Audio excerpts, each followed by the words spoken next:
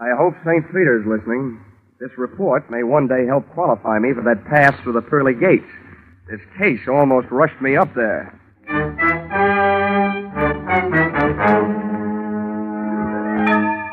This is another adventure of America's fabulous freelance insurance investigator, Johnny Dollar. At insurance investigation, Johnny Dollar is just an expert. At making out his expense account, he is an absolute genius.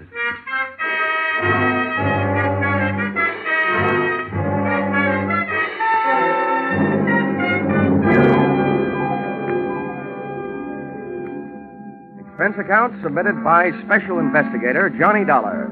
To Special Investigator Johnny Dollar. This one's on the house.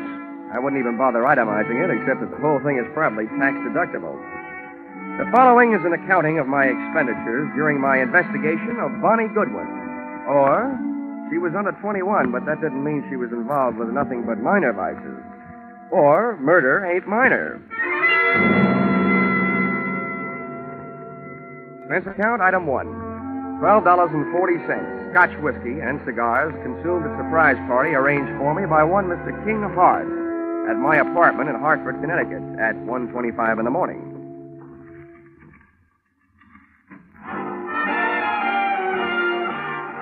Well, who are you? And which one of us is in the wrong apartment? Neither one of us. I'm King Hart. I came down from New York to see you. I hope you don't mind my helping myself to a cigar while I was waiting. Well, no, not at all. I'd even join you in a drink of my scotch, only I don't think I could squeeze it out of the cork. Yes, I'll send you a case. Send me a copy of your pass key while you're at it. Maybe I can drop in on you sometime. This verges on the illegal. Let's not waste time trying to scare each other, huh? Let's talk business.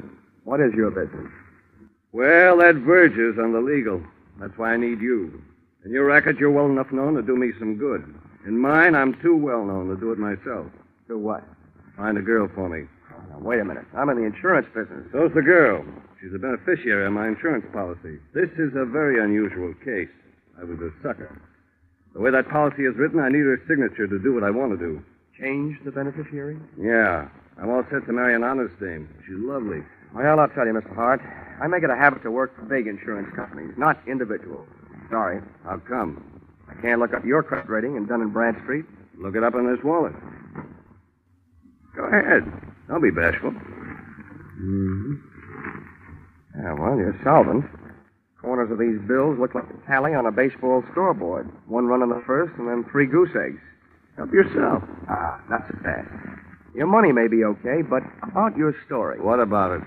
Look, there's any number of good licensed private detectives that you could have gone to. Philip Marlowe, Sam Spade, and Richard Diamond. And he would not only have solved your case, he would also sing you a song. Why did you come to me? I thought you had me straight. I don't like detectives. I'm allergic to coppers, pro or semi-pro. So's the girl. Look, Dollar, all you have to do is find the girl, get her signature on the form, and bring it back. Is that so tough? Yeah, my wisdom tooth still finds it a little tough to chew. I'd like to see the policy. Sure, I brought it with me. Here you are. Wow, this is a motive-sized policy. $100,000. How'd you ever get it, Mr. Hart? When I took it out, I was a haberdasher. Specializing, no doubt, in bulletproof vests styled by Hart, Schaffner, and U.S. Steel? Oh, yes. Beneficiary, Bonnie Goodwin. That's her. Well, before I can start looking, I should know where she stopped being around. Chicago. You'll find that and a lot of other stuff about her stapled to the back of the policy. My, you're the very model of efficiency. I should be. As a model prisoner, I ran the accounting department at Leavenworth for 5 years. Thanks for not being bashful about your past. Makes it easy for me not to be bashful about asking you for something. What's that? My assignment in writing. I just don't want anybody to get the wrong idea about my association with you. That's okay. All right. You'll pay for the ticket. I guess I'm ready to take the ride. How much? A $3,000 retainer, and I'll bill you for my expenses. It's a deal. And don't hesitate to travel first class. Don't worry, Mr. Hart. Don't worry.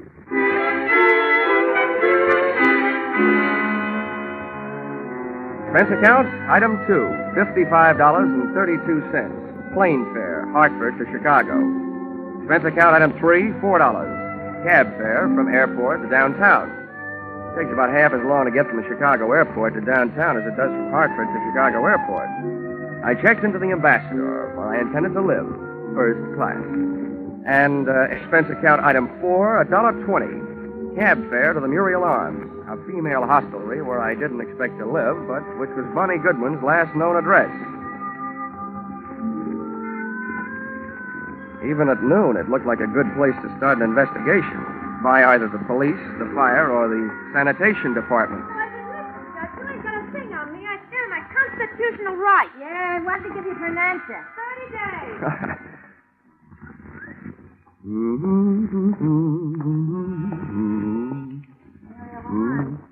She is a callback after 4. Hello, Muriel Arms. I'm sorry, Miss Graham left a no disturb until 2:30. Hello, Muriel Arms. Call back after 2:30, please. Pardon me? Muriel Arms. No, she isn't. She'll be back in 5 days. Hey! Yes, sir. Where can I find the room clerk? That's me. Oh, good. I'm looking for a girl who used to live here. Her name's Goodwin. You remember her? Oh, the little princess. Yeah, I remember. I'm trying to forget her. Well, I'm trying to find her. You know where she went from here? No, and I don't care. One of the girls said she saw her hanging around Emma's place. That's over on West Street. You'll hear it before you see it. I'm sorry, mister. That's all I got time for. These calls are piling up. Hello, Muriel Arms.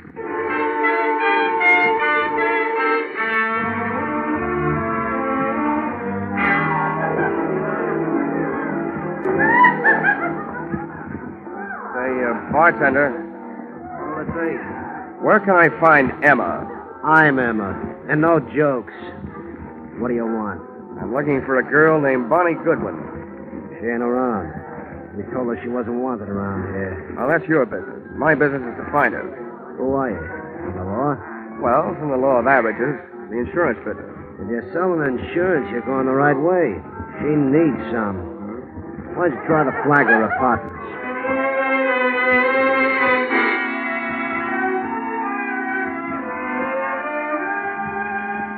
Not only did the Flagler Apartments fail to produce Bonnie Goodwin, but so did about 18 other Waywood way stations scattered from the Loop to the far north side.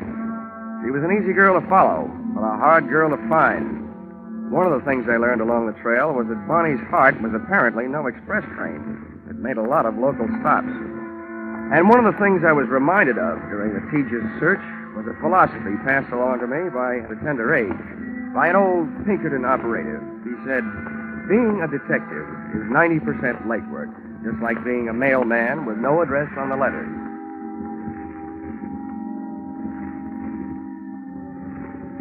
Expense account, item 5. $14.95, shoe leather. My brogans and my nerve ends were worn to a frazzle by 8 o'clock that night when I went sniffing up my latest lead, which took me to the desk of a tasty little flea bag on Dearborn. Oh, it felt like you were picking up a 7-year itch just walking into the lobby.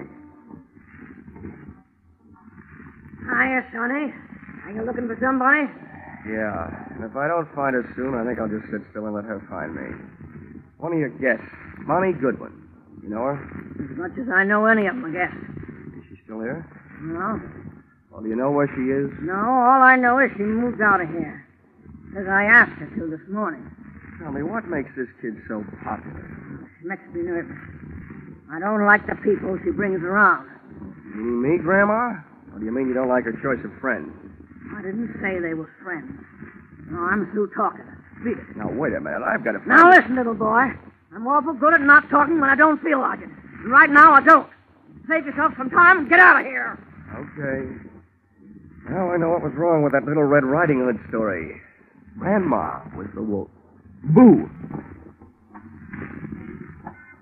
Oh, nuts. Hey, mister. What? Hey, I think I want to talk to you. Go away. Don't bother me. You were asking about Bonnie, weren't you? I'm a friend of hers. Oh? Well, where can we talk? Well, we better get away from this lobby window. Come on. Where are you headed? Out of town? Huh? Oh, the suitcase? Mm-hmm. No, I just came back for the last of our things. Bonnie and I took an apartment today. Well, your roommate, huh? Yeah. What do you want with her? Wait a minute. Can you think of any good reason why 2 men should be following you? Where? Don't turn around. Where can I meet you? You're not going to leave me. Just long enough to get where we're going. Where's a good place? The hangover house on North Park. Who do I ask for when I get there? What's your name? Jenny Page. Why can't I go with you? I want to find out who's being followed, you or me. Now, there's a hack stand. You take the first cab, Yeah. I'll take the second. Bill and Darby take the third, and then we'll know.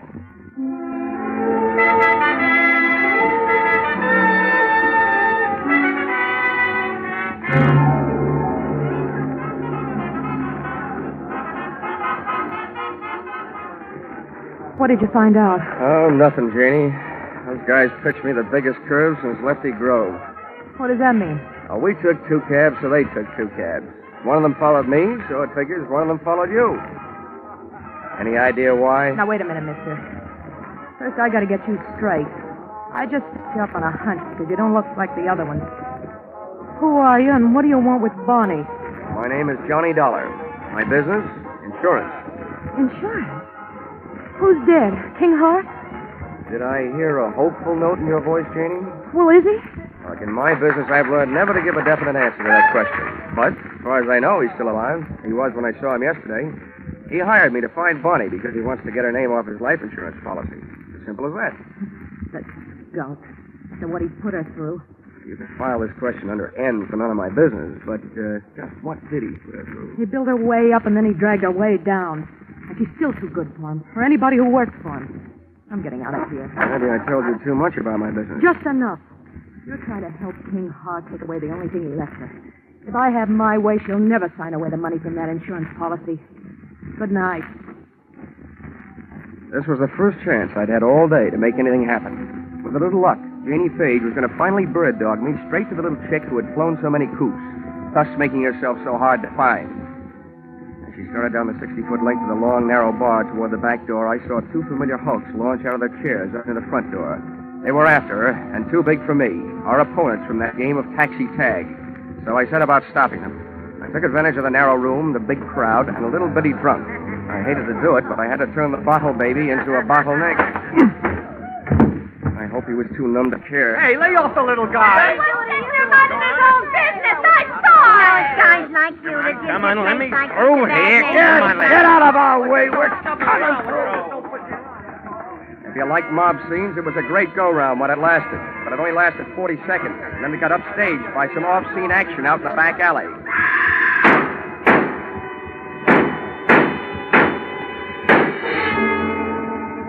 The crowd went out to look. I didn't. Somehow I knew. My live lead had turned into a dead one. And the morning news flash over my hotel room radio read the funeral services over what little remained of my hopes.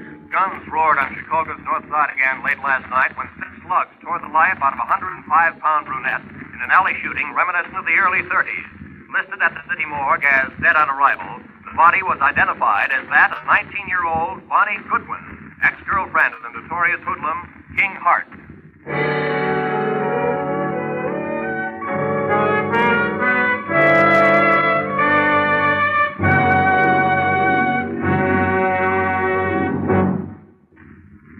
In just a moment, we'll return to the second act of Johnny Dollar.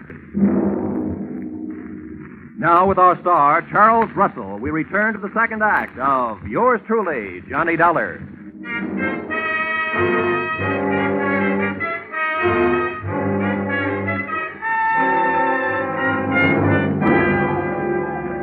In an alley shooting reminiscent of the early 30s, listed as dead on arrival at the city morgue, the body was identified as that of 19-year-old Bonnie Goodwin, ex-girlfriend of the notorious hoodlum King Hart.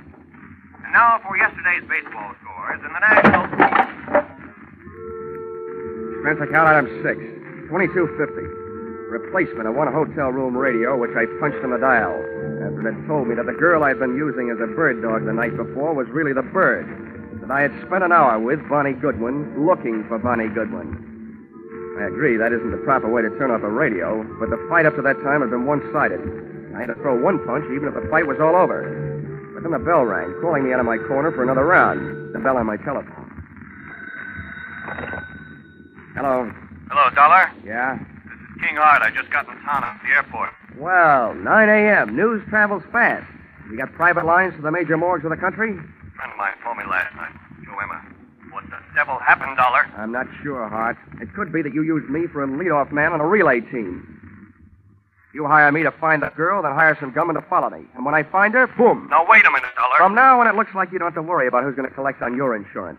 Do you by any chance collect on hers? That's out of my line these days, and flying 800 miles just to be at the scene of the crime has never been one of my habits. I'm not so sure you just flew in, but I'm dead sure that I'm not on your payroll any longer. Dollar, listen to me. You listen. I didn't follow through last night because I didn't want to be picked up as a material witness. But first, I'm going out to prove a few things that'll keep me from being picked up, and then I'm going to make my report to the police. Aren't you jumping the gun, Dollar? You know more about guns than I do. but I learned a lot about Bonnie Goodman while I was tracking her down yesterday. And one thing I learned, I like her kind better than I do yours. There wasn't anybody around to help her last night when she needed it. But I'll bet she had plenty of help making her first big mistake. Probably from you.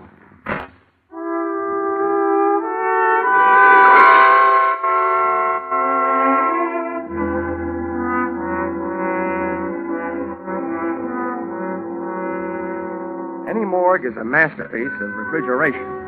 Just thinking of one can give me a real cold chill. When I walk into one, I feel an icicle forming on each separate vertebrae in my spine. And when I start walking out of one, I feel the ice begin to melt. You do yourself any good? Maybe. Thanks for letting me go through a thing. Here, buy some cigar. Oh, this I'll buy a box. It's a big tip. It should be. You've been a big help.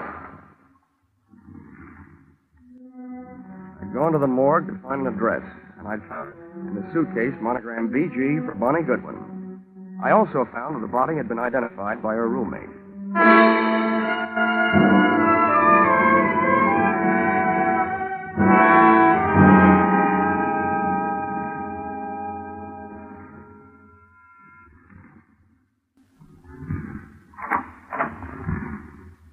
What do you want? I was a friend of Bonnie Goodwin's. I want to talk to you about her. You're no friend of hers. I knew them all. Leave me alone. There's nothing to talk about. She's dead, isn't she? Yeah. I have a pretty personal interest in it. What? I was with her just before she walked into the alley. And you might be interested to know that she was using your name. How do you know? You don't know my name. Janie Page. You're packing. I might be unpacking. When you pack, you fold things on the bed. When you want, you put them on hangers as you take them out of the bag. Now, you know where you're going? You better close the door. Well? I don't have to be a quiz kid to figure out that you're leaving because you're scared. Probably running away from the same thing Bonnie didn't have a chance to run away from. I'd like to find out what it is. Bonnie didn't have any big brothers looking out for her. What's your angle? I'll break it down for you. About 10% of my interest is keeping myself from being implicated in what happened last night. The other 90% might get me a merit badge in a Boy Scout troop. I'm just trying to do my good deed for the day. I'd like to see somebody get paid off. Who's your candidate? King Hart? He's one of the people she was afraid of. For a little girl, she had a lot of people after her. Did she double-cross too much, talk too much, or just know too much? She knew too much. About what kind of things? Kind of things smart people stay away from. Wasn't she? Couldn't. For a girl being mixed up with the wrong people is an incurable disease. You just wait it out. Mm-hmm. See what you mean. You can't throw a bad reputation into reverse.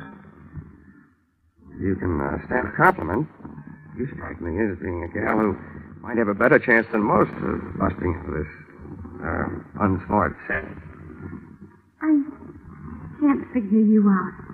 What do you really want from me? What are you doing here? Who are you working for? I always feel sorry for you kids. Particularly the nicer ones. Oh, who knows?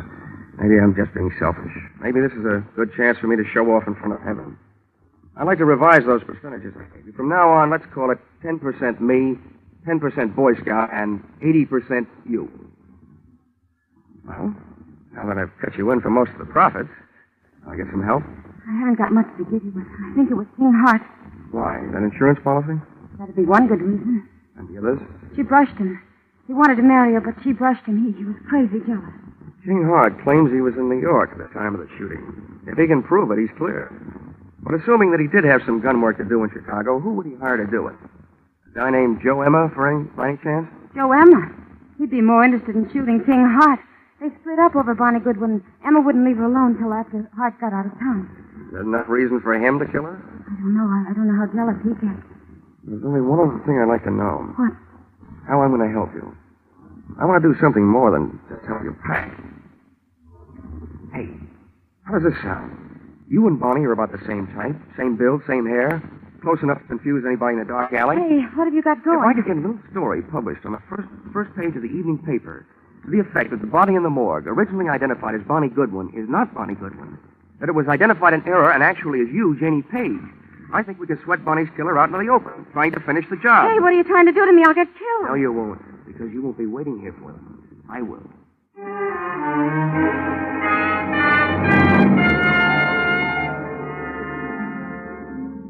Expense account, item 7, 5 cents. Phone call to an old newspaper friend. Expense account, item 8, another nickel, one evening newspaper.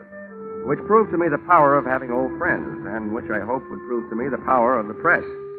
The story, including the girl's address, was right above the weather report.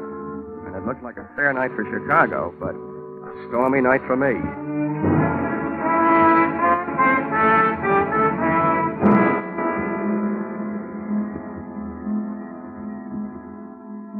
I learned early in my career that when you're waiting in an apartment for the arrival of killers, don't just wait. I opened a window onto the street, made myself a pot of coffee, some sandwiches, sat down in an easy chair facing the door near the telephone, and had a picnic. For dessert, I had a sweet, rich idea, which made me feel much better. When a little after 10, I heard a car pull up outside. When I heard footsteps coming up the hall 20 seconds later, I took the telephone out of its cradle, dialed 1 to get rid of the telltale tone of a line not in use.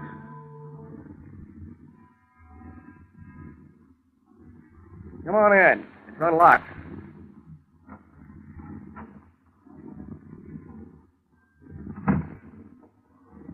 King Hart. Repeat, King Hart. What are you up to, Dollar? I'll tell you what I'm up to. At the other end of this phone line is a police lieutenant listening. He knows that you're here with me, so don't get rough. I don't care who's listening. Where is she? Who?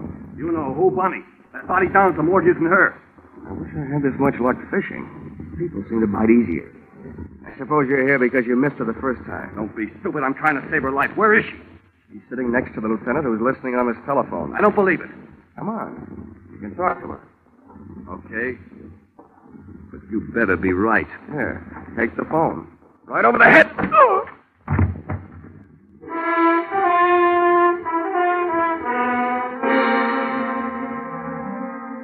Dragged Mr. King Hart into the living room closet, went back to the phone, and really told the police to tell them that I had their man. I still had the phone in my hand when the apartment door opened, framing two masses of manhood, one of whom I knew. So this time, just to play safe, I said into the live phone, Joe Emma, and help her. Shut the door, Aint. Yeah.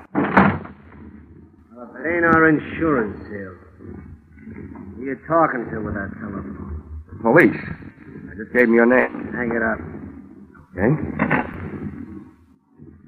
Pretty smart trick, I suppose. But I got news for you. What you just did ain't even evidence. Because you ain't going to be around to corroborate it. And we ain't going to be here when the cops get here. Now, where is she? If you're looking for Bonnie Goodwin, your search is narrowed down. You've got the whole rest of the world to look because she ain't here. Too smart. Now, where is she? Hey, Emma. She's hiding in that closet there. The knob just moved. Oh? That's where you got her. Okay, Angie, stay on this guy. I'll take care of Bonnie. On out, sweetheart. I'm coming, Joe! Hey, you!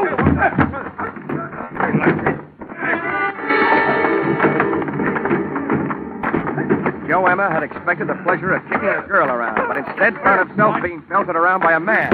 Angie's right hand dove for his armpit, and not to scratch himself. Just as he snapped another shot at King Hart, I snapped a flying tackle at him. Oh! Now you missed again, Angie, and it's all for you.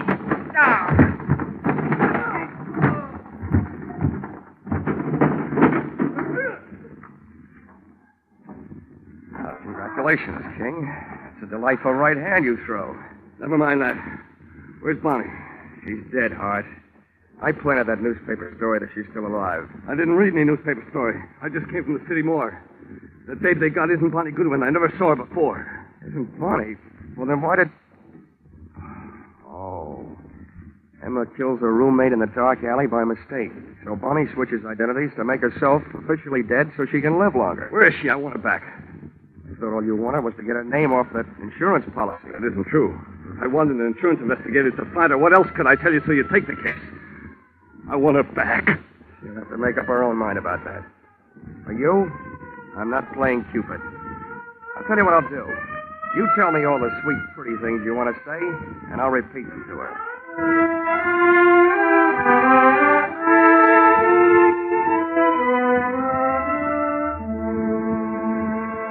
Expense account, item 9. $28.40. Dinner, while repeating all the sweet, pretty things King Hart had wanted to say to Bonnie Goodwin, and telling her all the unsweet, unpretty things I felt about his kind of guy. Don't worry, Johnny. I'm not going to him or anybody like him. Well, where are you going? Back to my hometown, I guess. Your hometown didn't seem to do a very good job of giving you a start the first time. How far from Chicago is it? It's only about 28 miles north of here. Here. Here's an envelope. But what's in it? You'd better buy yourself a ticket. It'll take you about $3,000 worth west of here. Oh, Johnny, Thank you.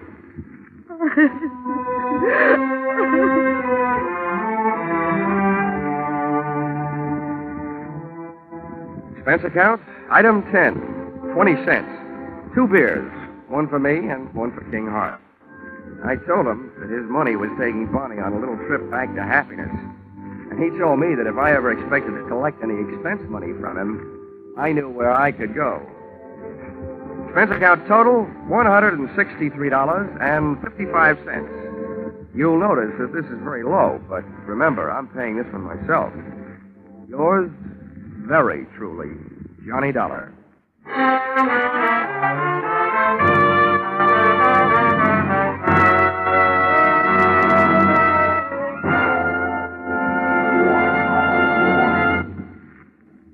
Yours truly, Johnny Dollar, directed today by Gordon P. Hughes, stars Charles Russell, with script by Paul Dudley and Gil Dowd. Featured in the cast were Georgia Ellis, Paul Dubov, Martha Wentworth, Lou Krugman, Gene Bates, and Larry Dobkin. The special music is written and conducted by Leith Stevens.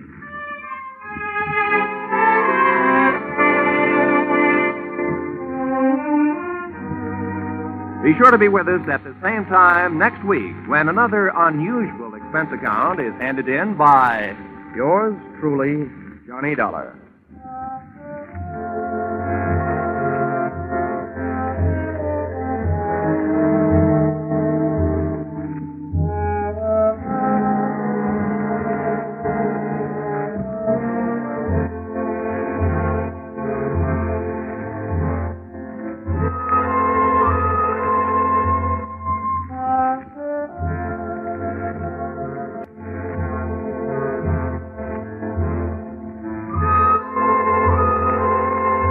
CBS, the Columbia Broadcasting System.